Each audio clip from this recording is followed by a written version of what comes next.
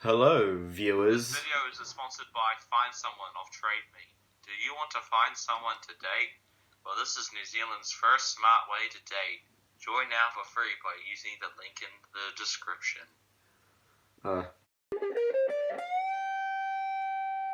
Hello, viewers, and welcome to Garbagetalk. It's been a while here at Super J. Yeah, it's 2019. We haven't done one of these this year, and we have stories to tell. Wow, we're almost halfway through the year, and we still haven't done a single podcast. This is really bad for us. We were gonna do one back in January, and I was gonna start that one off with a recap of 2018. So let's just look at some of the hottest moments that we experienced last year. So in January, you and I kayaked across a lake. Not all the way. Yeah. We kind of failed that. We did a podcast on that. Pretty interesting. In February, we started studying Macbeth at school, and then we went on a trip to watch Macbeth. That was... we got blood on us. Fake blood. Yeah, that was cool. In March, we played our instruments in the old library for Mr. Palmer, our music teacher. We went on a camp where we stayed in a bivouac, and Jordan came up with a way to kill 2,000 people at once. We also did the Burma Trail on that camp, where there are about 5 different casualties. So I don't think they're going to be doing that again. Do you remember when we played real life Donkey Kong on camp?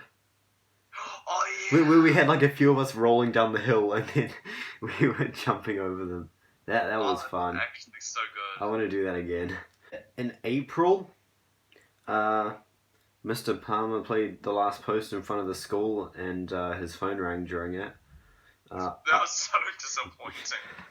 I went to America. We did a podcast on that as well. San Francisco, New York, met a scary janitor in Florida, and had a weird taxi ride. Yeah, in May. Nothing really happened in May. In June, we planted trees, which failed. You played guitar in front of the school, and we... No one needs to talk about that. We made a video for social studies about the flat Earth. In July, there was science fair, which was stupid. I investigated if humans could tell the difference between a robot and a human talking to you so you don't get scammed, and me trying to look out for the judges only got excellence. I think one of them was a robot. Well, I guess you might have learned something there. I had no idea what I was doing for mine for the first few weeks. I ended up just doing a thing on the evolution of movies and film and stuff. In August, I got into the Wellington trip, which is what we are going to be talking about in this podcast, because I haven't actually told Samuel the whole thing on it, because I was saving it for a podcast, and it's been over a month now. Has it been a month since you've been? Yeah. And some Thai students came to our school, and one of them said she had a crush on me. I already forgot about her. Yeah, she was probably just trying to gain citizenship. In September, I got dogs. They're cool. They're still here. We won rugby tickets because we made a video about our school tuck shop and why it needs to be better. And yeah, we won rugby tickets and got to go to a rugby game, which you didn't show up to. Okay, he's trying to make me feel guilty when in reality... Okay, I forgive you. Really? But, yeah. But it's still pretty sad how we invited 13 people and 3 showed up. That was actually quite impressive. That's just a waste of tickets. Why didn't they just give us money? Those would have been worth over $100. Yeah, that would have not been worth it. They're just in October, there was Howard's Kitchen, which was a food stand that some of our friends made for business studies. Then we had our exams, which flopped, did shit at. Where they all made a $1 profit. Oh, yeah. In November it was your birthday. That's the only thing I've got written down on here. And in December we went to James's party where Jordan fell in a creek. Yeah, that was fun. Careers Day. We had some activity days. We went to a water park and and Beach Day. It was called Beach Day, but we spent half of it walking through a bush, and like an hour or two at an actual beach. In which we climbed up a sand dune trying to escape from everybody. We didn't climb up a sand dune. We climbed up a hill. Mountain. Say mountain. It's not. It's not a mountain. It's a mountain. Make the viewers feel like Sure. we We went for a treacherous climb. Me, Samuel, and AJ. It actually was. It actually was though. Yeah, we went for a treacherous climb up a rocky cliff face. And when we got to the top, my Star Wars hat blew off my head, and we went on a rescue mission to retrieve it. So we had to climb back down the other side. Yeah, good fun. Then there was a meningitis outbreak, and we all had to get injections.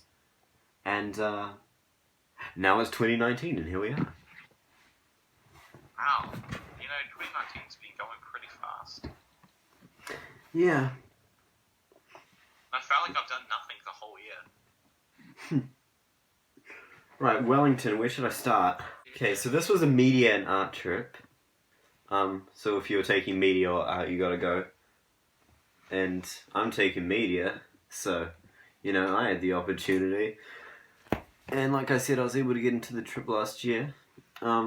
We all met up at school at like 6:30 one morning, got on a bus. And since on Garbagetalk we don't mention people's names, I'm gonna give, we did mention a few people just before, but I'm gonna give code names to all the people in this story, this retelling. Dang it, I can't think of code names. Potato 1, Potato 2, Potato 2. Okay, let's have Potato and Potato Face. No, that's mean. Kumra. Okay, well, Potato and Kumra. So, I sat by my friend Kumra on the bus for the morning. Is that Daniel? Oh wait, shit. No, no, it was that other vegetable. Okay. We had some nice chats. Oh, I showed her the Prophet song, and that certain part of it that you hate.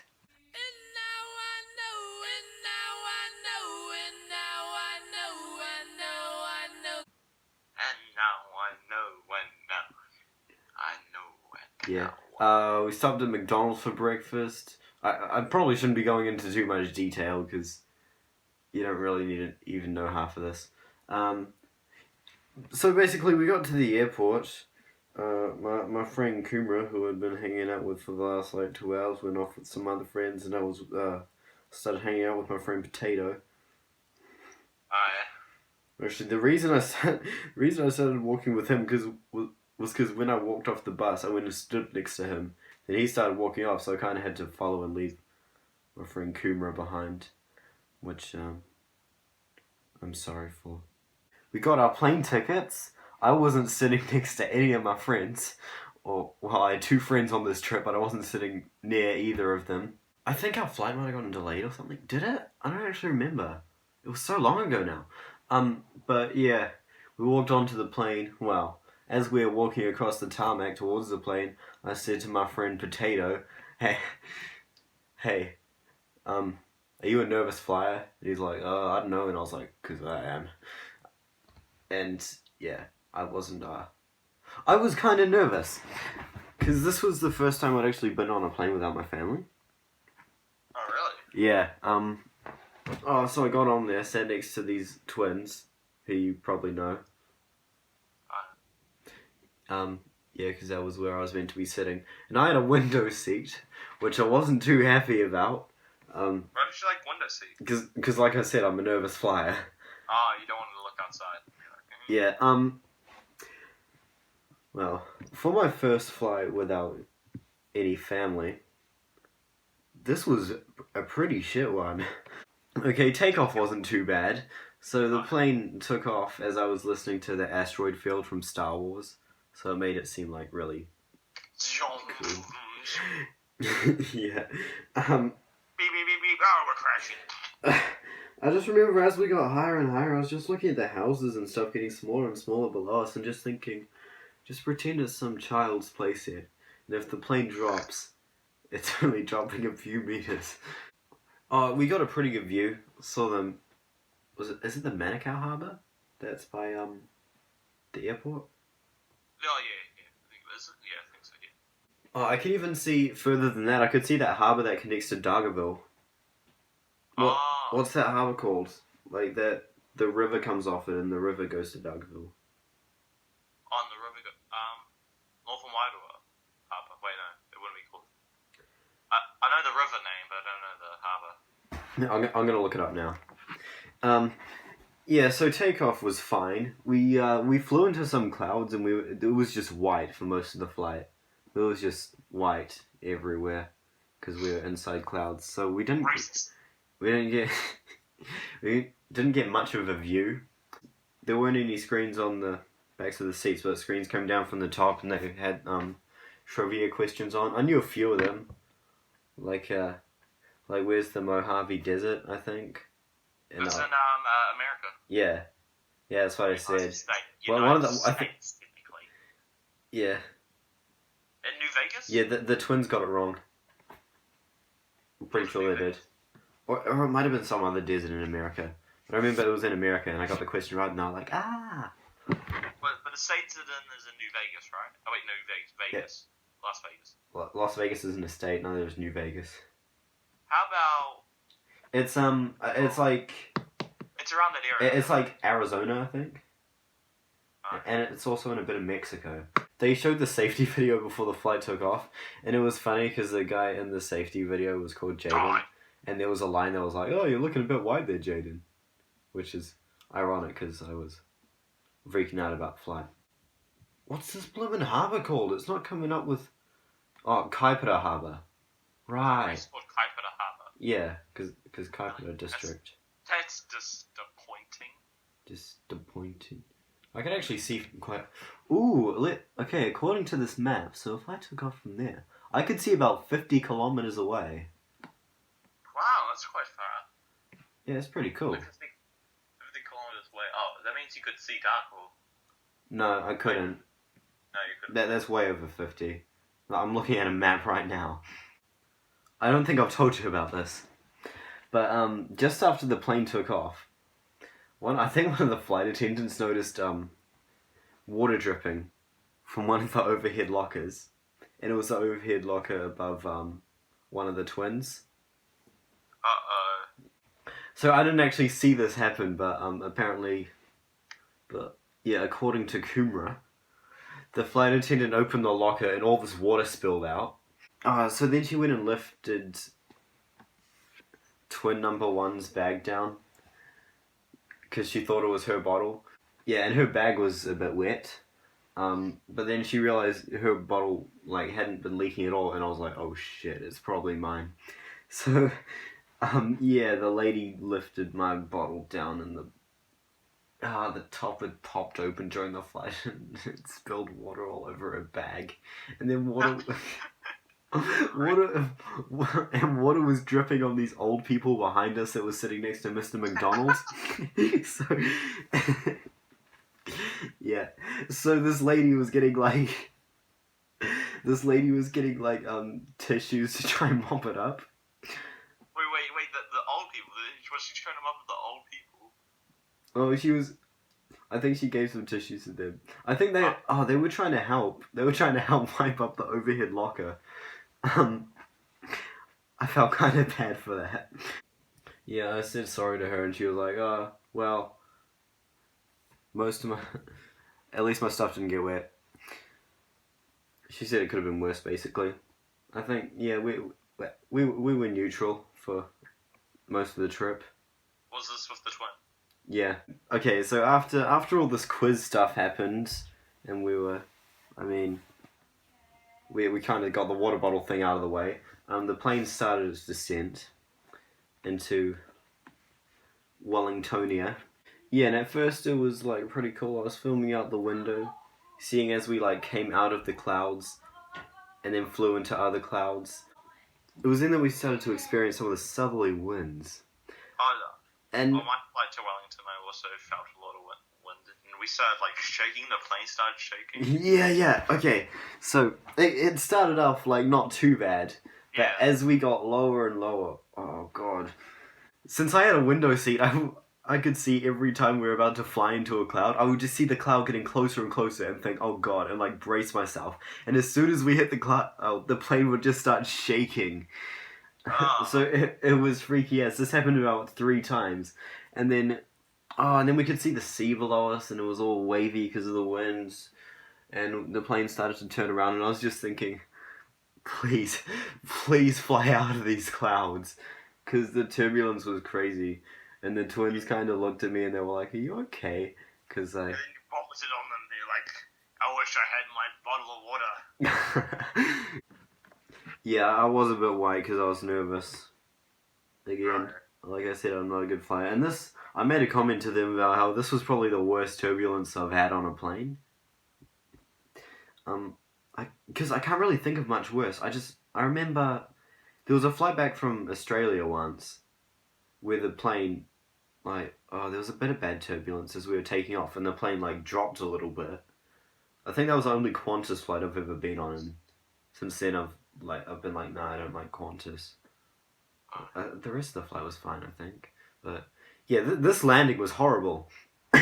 So, yeah, it was windy all over. The plane was getting, thrown around. And at one point, it straight up, dropped a good few meters out of nowhere. Everyone gasped at the same time. It was like a roller coaster. So, it was freaky as. Wasn't that bad. It felt like I was gonna die. But, yeah.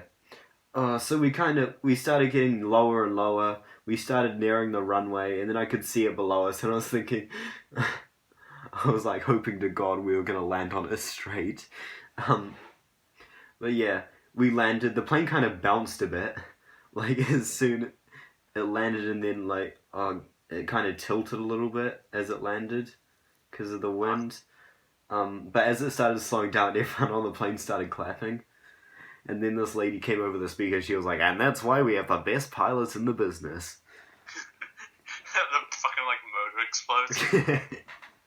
Yeah. I think I remember seeing a video that was you shouldn't clap too early on a plane. I forgot what happened, but, after, people started clapping after the plane landed, but then, something went wrong. I can't remember what it was. And then their fat asses made the plane break down. This plane just could not fly straight. It was scary. So as it turns out, there was actually Wellington was having a bit of wind trouble at the time. There were apparently torrential winds.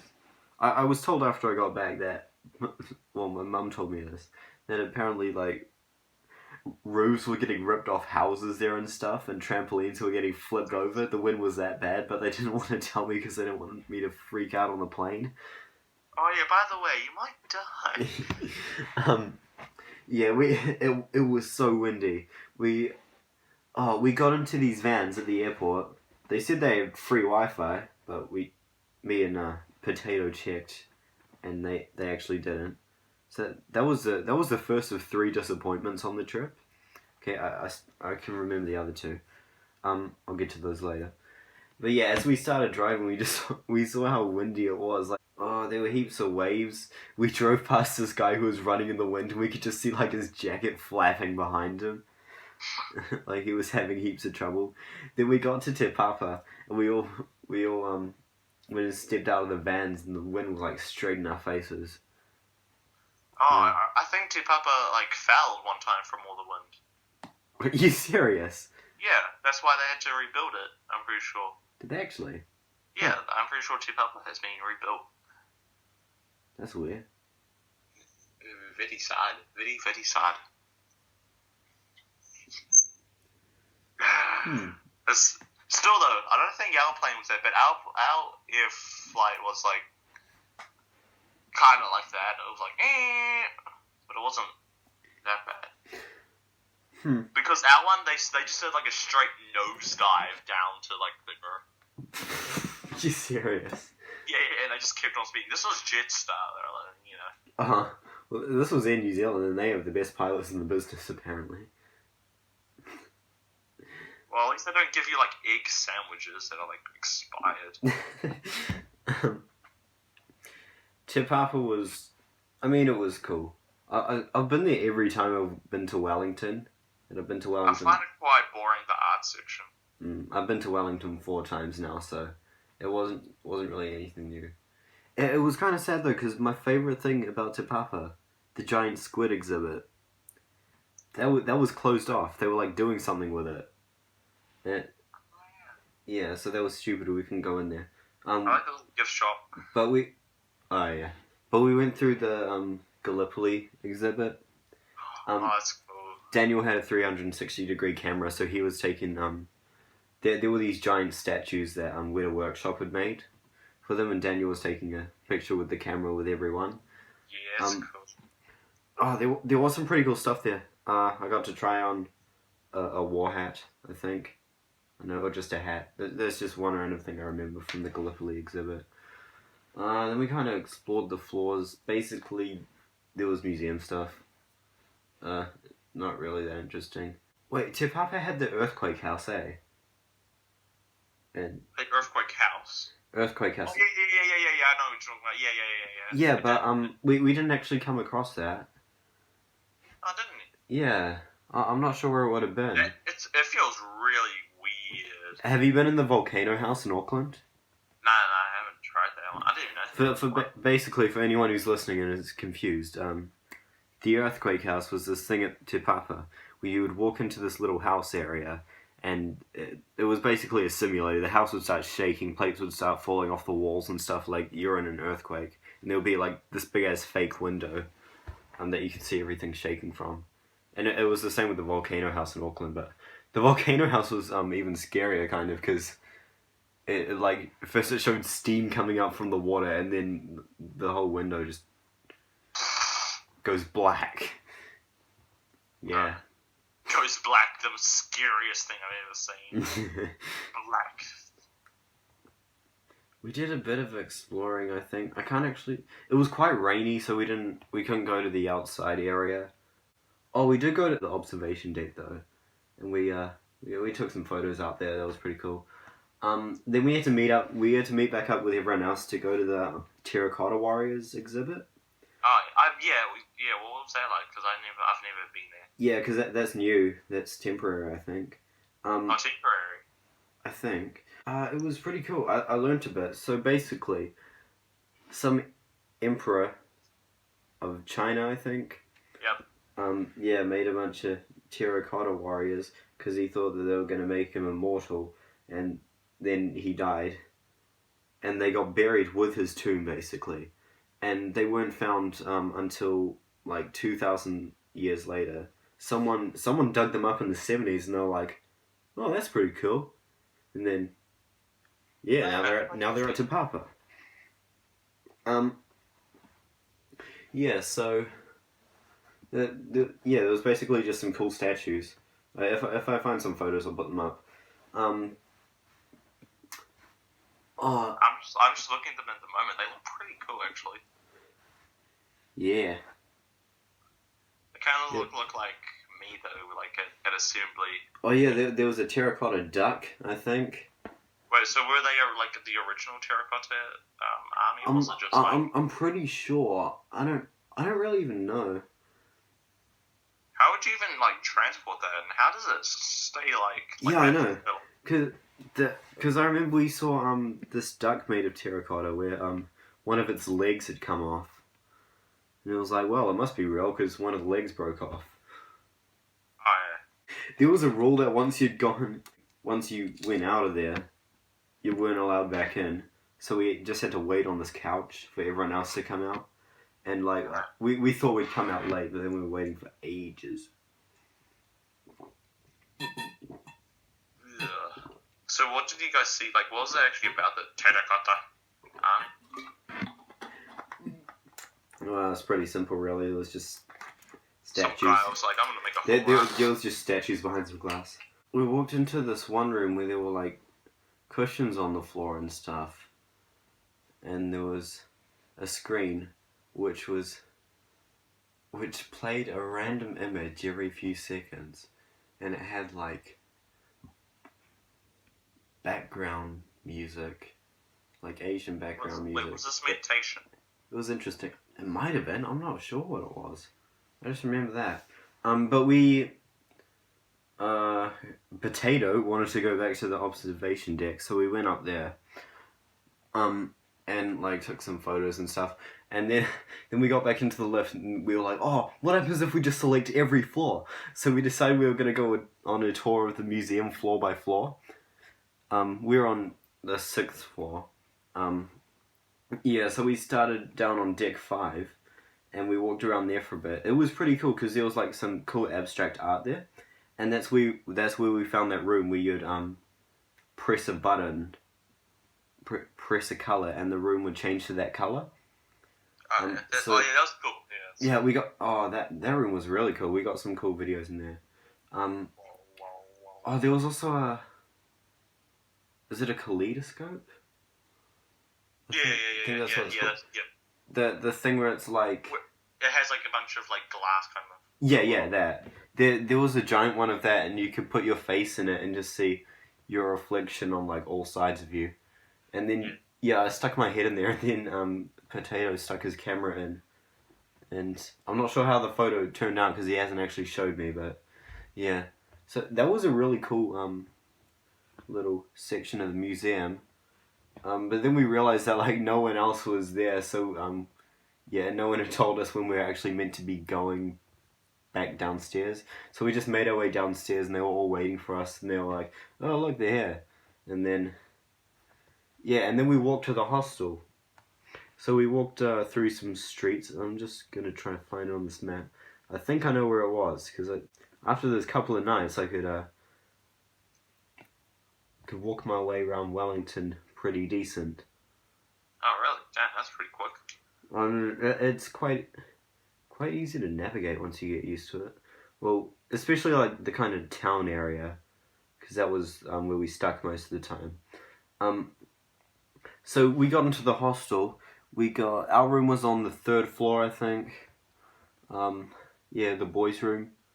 I think there were 2 girls' rooms and 1 boys' room, because not many boys went. We had Mr. McDonald in our room, but he wasn't strict at all. He kind of just like. Oh, keep out of trouble, bros. Like there wasn't really even a bedtime. There was just a rule. There was just a rule that we weren't allowed to make noise after 10 o'clock.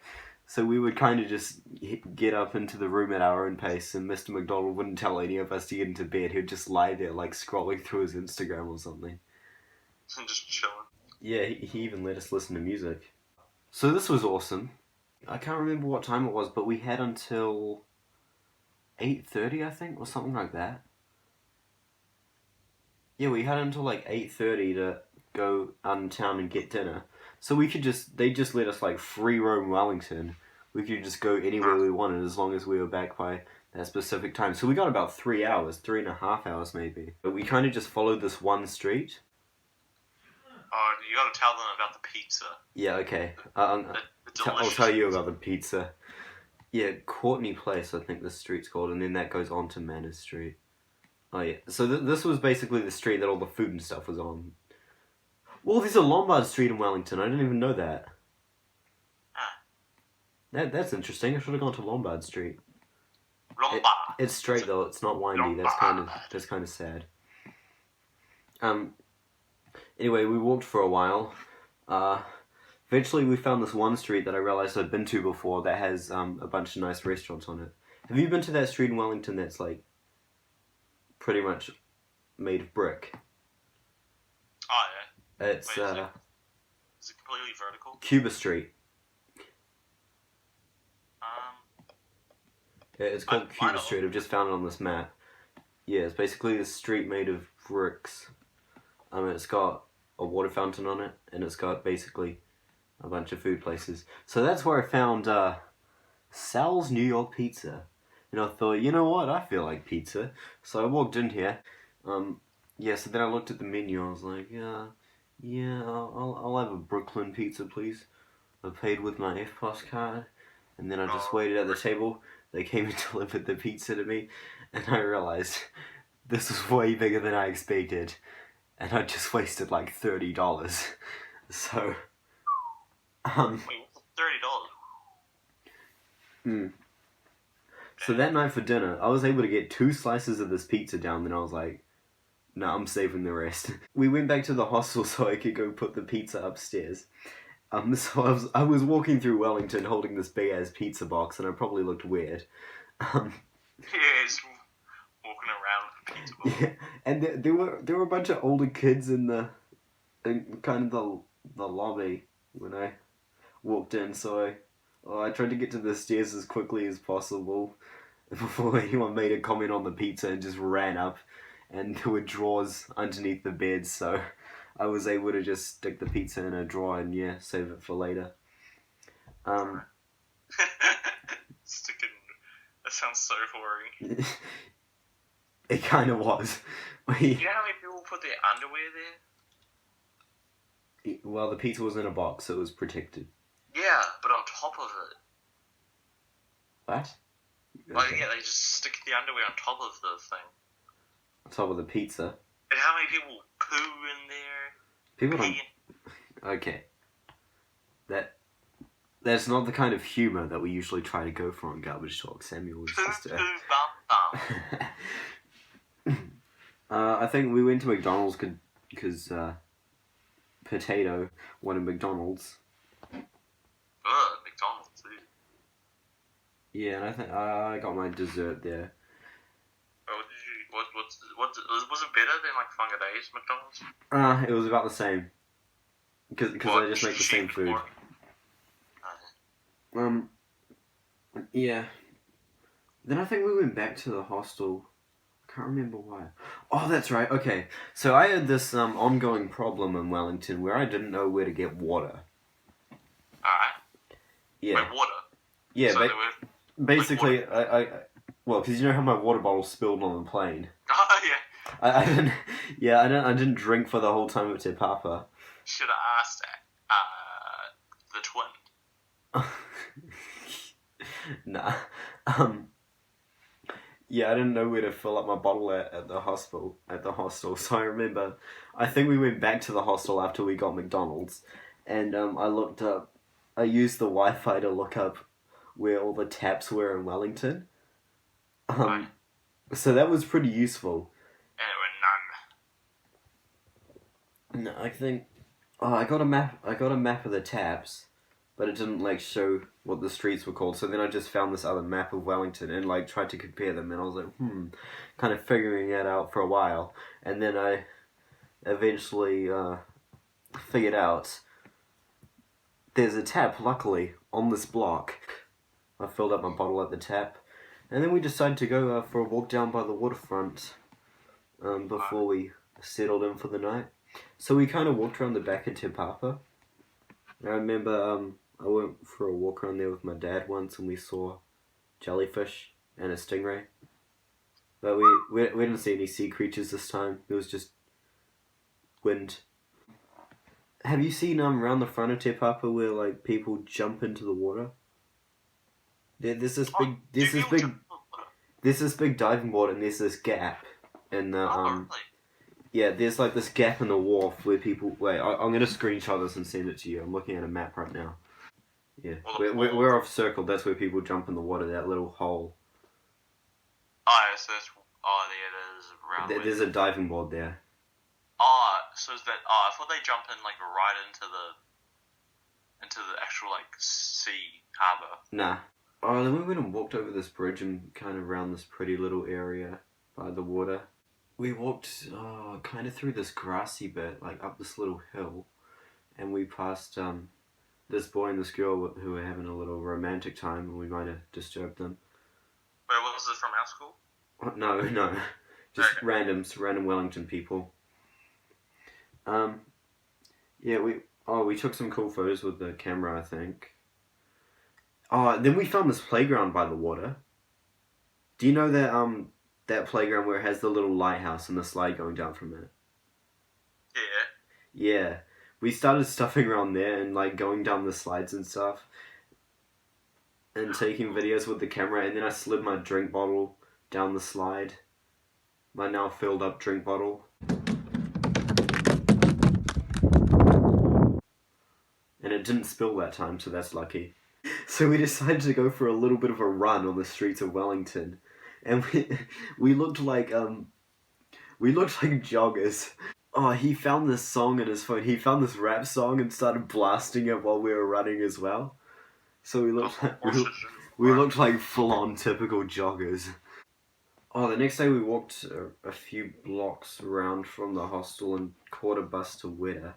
It was a public bus as well. There were a bunch of school kids getting on it to go to school from like all different schools in Wellington.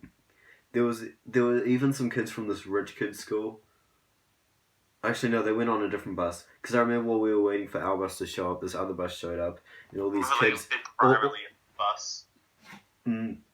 All these kids with like their red jackets and ties went and got Christian on. Renault. Yeah, maybe went and got on this rich kid bus, and then we then we had this shitty public bus. So that took us across town, all the way to Miramar. Which is kind of the film district of Wellington, I guess. Except it didn't look like that. It was, you basically just saw a bunch of houses. And Weta Workshop is pretty much just in the middle of a bunch of houses. So it's not like Hollywood or anything. It's just, yeah, it's the New Zealand version of Hollywood. It's a bit of a downgrade.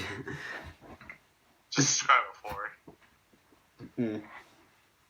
Weta was cool though. There were like big orc statues out the front from Lord of the Rings that we took photos with. There was like a little statue of Gollum that Mr. McDonald went and took his selfie with. So then we had to split ourselves into two groups. One group was going to get the first tour of Weta, while the other group like kind of just waited and looked around the gift shop, and then the other group would get a tour. So we decided to go on the first group. This guy kind of showed us this timeline of all the movies that Weta had made, and he told us that it was called Weta because they named it Weta after they made like 3 movies, which all had pretty gruesome effects in them. So they were like, hey, Weta's a gross. Let's call it Weta. that's pretty cool. Yeah. Well, he told us about the statues that they made for the Gallipoli exhibit at Te Papa and stuff. And then he showed us into this room where all these props were. We weren't allowed to take photos of any of this, I don't think. No, we weren't, otherwise I would have. He took us into this room where all these props were. There was like, I think Halo armor in there were some tanks, I think. Halo! There were all sorts of like weapons on the walls. Is this what they've been working on for movies? Yeah, I think so. Oh, yeah. There was like... Oh, and you could see through a little window of where they were making props on machines. So they had like swords from Lord of the Rings hanging on the walls and stuff. And so this guy had a little plastic sword. He got us to like go stand around him, and he was telling us a bit about it. And he was like, "Oh, see, these swords they used in the Lord of the Rings movies because they're not heavy like real swords, and they're not as expensive to make. So with and actors can't carry real swords anyway. So with these, the fun thing you do is you can just bend them." And he started bending it. He started playing with it, and the thing snapped. He's like, "Oh shit." Yeah. So he was bending the blade. The blade snapped off. It like flew into the air and hit me in the leg, and he was like, and then he said, "Oh shit, that's never happened before." He was like, "Oh well, at least I can pay for it and bring it home now."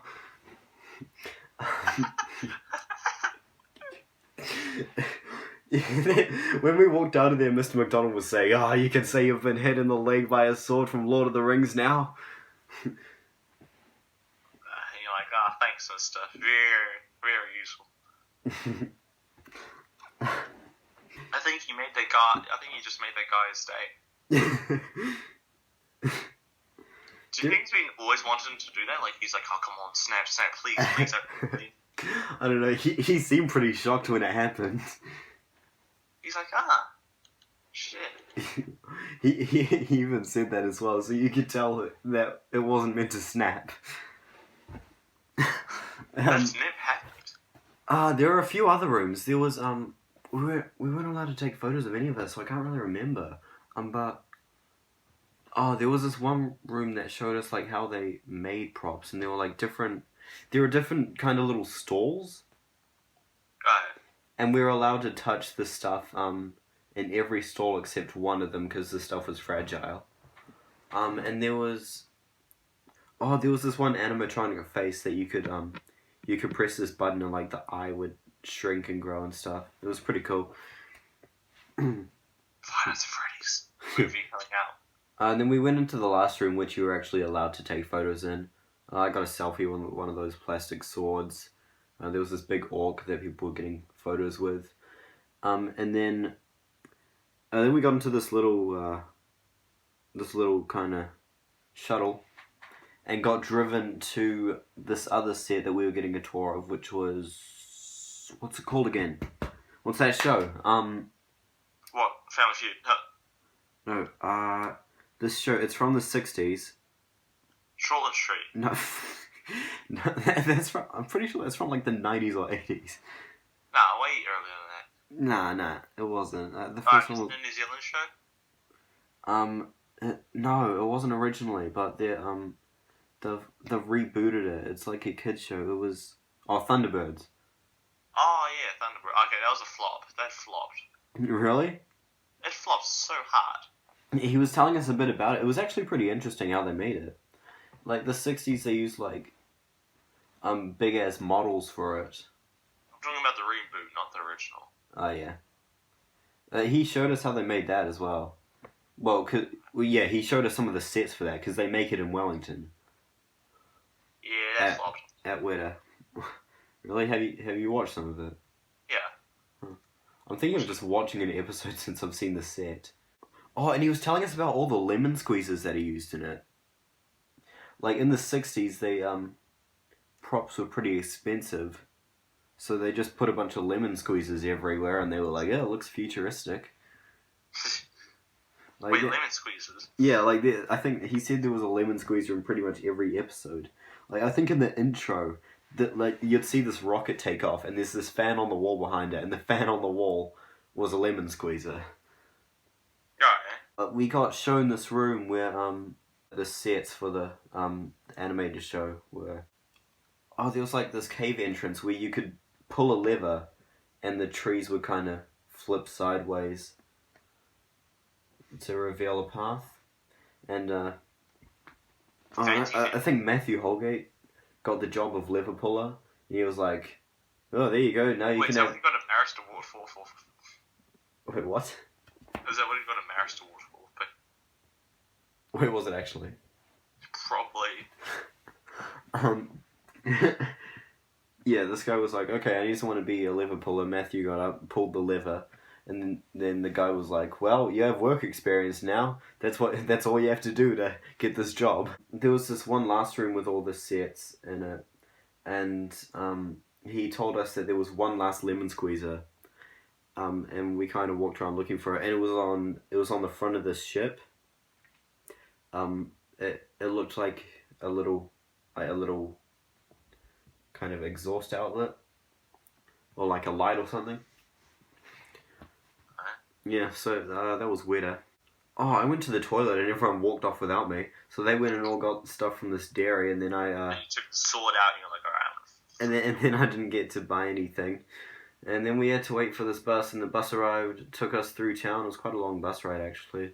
Where me and Daniel had gone and walked around on the first night, we kind of went... The bus parked just outside Te Papa, so we went and like walked past the boat and stuff, and past the playground and the grassy area where those people were kissing. Well, they weren't kissing, but yeah. And we walked to Capital E. So you've been there, I believe? Yeah, but it's so much fun. Isn't it? So once we got there, they were like, oh, it starts in it was like half an hour or something. So they were like, oh, go into town. You get half an hour to get food, and we were like, oh, cool. So I think that's when me and Daniel got Subway. Yeah, we got Subway. We got Subway down by the cable car entrance in that little mall area on what's the street called? Lambton Quay. That's another foodie Wellington street. We got Subway, then we went to Capital E. Yeah. Okay, and it was kind of split up into two sections, what we did there. Yeah, we did that too. The first hour we had this lady who was showing us how to use this program, to make like model landscapes and stuff. So we started modeling out these islands, and it was really confusing for me. Like, I wasn't listening to half of it, so it took me a while to get used to. But eventually I made the masterpiece, some crater with a lake and Hippo Island. And I think, oh yeah, this lady kept calling us back down to like tell us new steps in making our islands. So every few minutes we'd have to go sit back down and she'd give us a tutorial on something. And the last time she did that, she was like, okay, so now this is how this is where you have to name it, and then you render it, and then it gets sent off to me. So she was like, oh, and you have 3 minutes to go do that. So we went off to do that. I rendered mine, but I wasn't sure what to do after that. I wasn't sure if it had rendered properly. So, because I went and changed the name after I rendered it, and then I rendered it again, and then she comes over to me. She was like, oh, it's been far too long. Daniel was with me as well. She came up to us. She was like, it's been far too long, guys. Have you rendered it yet? And I was like, oh yeah, I just, like, what do I do now? Do I have to save it or what? And she's like, go sit down. Go sit down. She was what is she so angsty about? Yeah, I don't know. She was getting pretty pissed off at Daniel as well, because I think he was confused about his rendering, and she was just telling him to go sit down. And it had only been like a minute or so as well. My crater with a Hippo Island didn't actually make it where it was intended to go, because this lady was not very helpful and ruined Hippo Island. Yeah, ruined Hippo Island. But Nothing Island will rise. Oh yeah. Were we gonna do a podcast on that? Oh yeah. But basically we kayaked to an island, and we decided to name it Nothing Island, even though it has a name in real life. I forgot what it is. But remember I looked it up and there was like a graveyard on it that we didn't even know about? You know, I probably like sipped on so many graves. We thought it was uninhabited. Yeah. So I think, after Capital E, we walked back to the hostel, and we got time to just roam around Wellington and get food again. Actually, no, I forgot to tell you about the second part. So we had this guy who was way nicer, and he was teaching us how to Wait, did he wear glasses? I don't remember, but he was telling us how to put After Effects into videos. He was like a super nice guy. He was super helpful and stuff. Just the thing was, when he talked, he talked like a cringy YouTuber, and he like kept cracking a bunch of jokes that no one was laughing at, and it just made me feel awkward. Poor guy. Actually, no, that guy sounds cool though. Yeah. Well, we did this thing with 2D mountains, where we kind of made each layer of mountains zoom in at a different speed to make it look like the camera was moving over them. So it was a little visual trick there. And then we moved on to this thing where we had to edit a flare into this guy's hand. Oh yeah, that was hard. Some of them looked like the flare was like completely off. I think one of the twins put a wand in the guy's hand, so that's pretty cool. I was gonna put a lightsaber in his hand, but then time ran out. So we got a few hours to walk around town again, Okay. This time Daniel got dinner at Burger Fuel. I forgot. Oh, that's right. I just had my pizza for dinner. The one left in the drawer. Yeah, I just had an extra couple of slices, and then I was like, "Hey, you want to walk to the Beehive?" And he was like, I don't know." And I was like, "Okay, should we just see how far we can make it in 20 minutes?" And he was like, "Yeah, okay." So we started walking from the hostel to the Beehive. Wait, I'm gonna figure out that total distance. I love the Beehive. I'd love to go there again. Yeah, the Beehive was on the completely other side of town. It took us a good half hour to walk there. Oh, that's not that far. Oh, yeah, that's pretty good. That's pretty. It seemed like it was far as away though. It's really pretty there, eh? Before like it's. Yeah. We kind of just stuck to a map, I think. Okay, the quickest route is 7 minutes. By car. Wait, by car. Hang on. Walking is 31 minutes. If that makes sense. Oh, damn! You made it 30. Damn, you must be fast. We kind of just navigated our way through ourselves. I think we stopped to look at a map at one point. We kind of just followed the street that we followed the street that we got food on every night. And then that street kind of turned off onto another street, and we started following that. And that led to the street, that led to Lantern Key, where we got Subway. And we kept following that street, and then we eventually found the Beehive, and we were like, oh, that's cool. And then we went, and there was this little wall that we went and stood up and got photos on. Stood on and got photos on. And, yeah, so that was a cool little time walking to the Beehive. And we had enough time to walk back as well. And then the next day, we walked to Massey University, I think.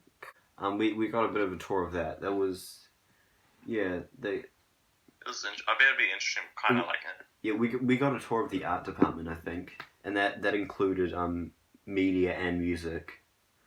So oh yeah, it's pretty cool because those two are like right next to each other, and like they said they get, sometimes they get music students making music for the media students.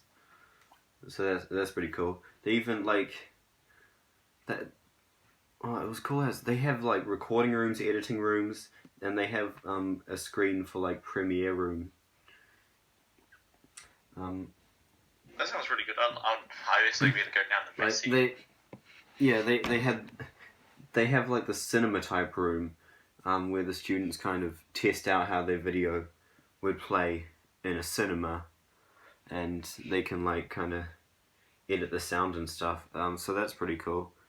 And the guy showed us this trailer for this documentary that some students had made at the university. That I think they were touring the world because of it, or something like that. So we got I think Miss Van Stocken went and caught a train somewhere because she wasn't going on the plane with us. So we had so a bunch of our students just got in another one of those free Wi-Fi vans with this random driver who luckily didn't kidnap us because there was no teacher with us. Free Wi-Fi. Yeah, the thing is there was no Wi-Fi though. Oh yeah.